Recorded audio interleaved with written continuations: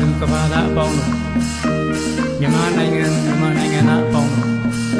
ဘေးရန်ခင်းပြောက်ချမ်းသာရောက်ယူတောင်းတကင်းဝေးဒုက္ခပြီးငြိမ်းအေးကြပါစေဆင်းရဲအပူဘေးရန်အဟုမြူမြမကြခင်းပါစေကောင်းကျိုးတို့ရမြတ်မကြလင်းစွာခဏပြေဝနိုင်ကြပါစေမြန်မာပြည်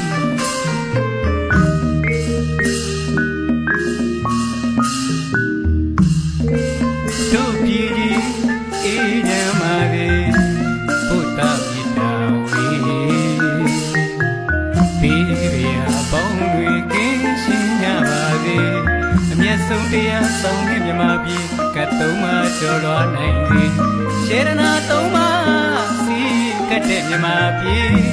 ဘေးသူရန်မကြောက်အမှန်ဖြောက်စေမည်မြန်မာပြည်သူမြန်မာပြည်သားတို့မှာစီကံပြပြ